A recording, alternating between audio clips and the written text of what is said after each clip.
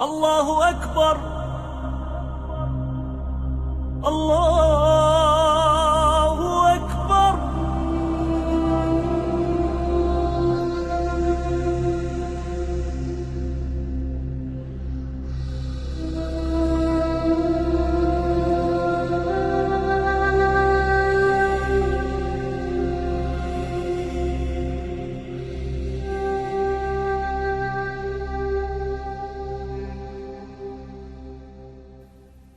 أعوذ بالله من الشيطان الرجيم. بسم الله الرحمن الرحيم. Hello my dear brothers and sisters.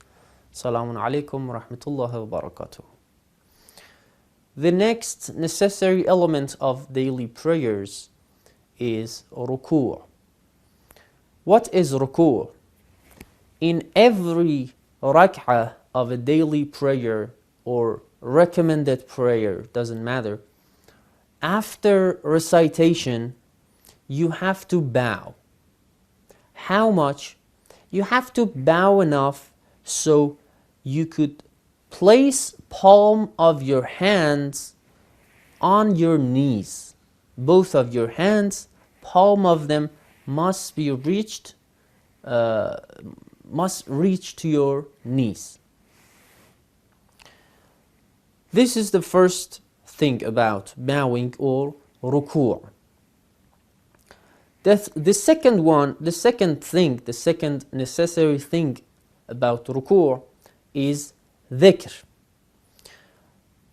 When you bow, there is a dhikr you must recite during your ruku', which we will say inshallah. The third thing is that your body must be still in bowing posture, especially when you wanna utter the dhikr of ruku'. The fourth is after you stand up, you have to stand up completely before you go to sujood, and your body must be still and steady before you do this. So, what is the dhikr we have to recite during ruku'? During ruku', you can almost say any dhikr you want, but at least it must be in the same amount of saying Subhanallah 3 times or Subhana Rabbiyal Azim wa bihamdih 1 time. So one more time, you can say any dhikr you want, but at least it must have the same amount of words and letters of saying Subhanallah 3 times or this dhikr 1 time. Subhana Rabbiyal Azim wa bihamdih. This is dhikr of ruku'. When you are in a bowing posture, you have to still and be steady at least for the time you're reciting the dhikr. The necessary dhikr, we said the amount was the same amount of saying Subhanallah 3 times. For this time, your body in a bowing posture must be still and steady. If you say and recite the necessary dhikr while your body still moving, still coming down, or you start going up, this makes your salat void. Both of these. If you start reciting the dhikr before you finished coming down and you still coming down, this is void.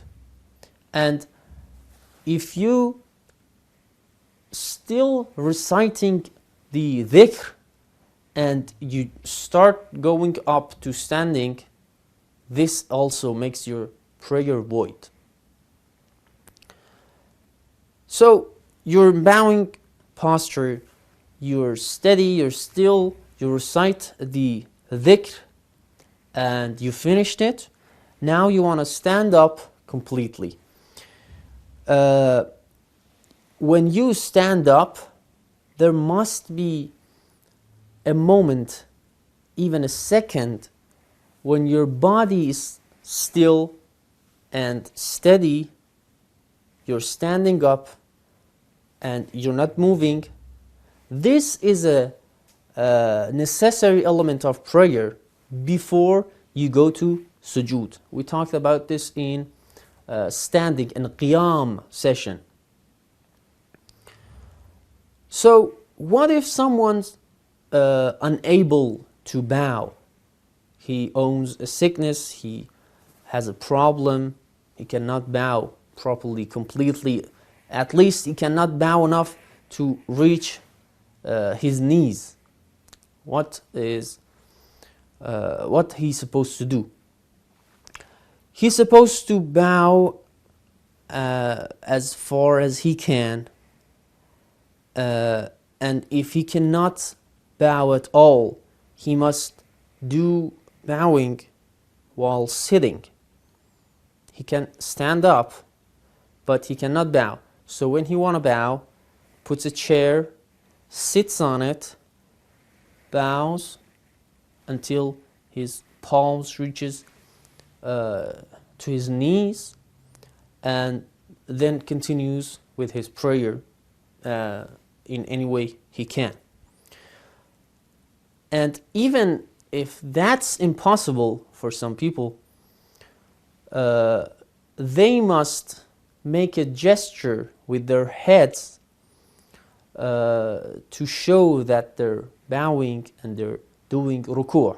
Like this. If I cannot bow, like if my back has a problem, I do this to show that I'm bowing. Like this with my head. A head gesture is enough. And even if that is not possible, if I'm paralyzed, I cannot move my head, you still have to pray and you still have to make bowing and make ruku', but with your eyes, like this. If I'm standing like this, this would be bowing. That is enough. This is bowing for someone who is unable to do so. Inshallah, we will discuss sujood in next session. Inshallah. Wassalamu alaikum wa rahmatullahi wa barakatuh.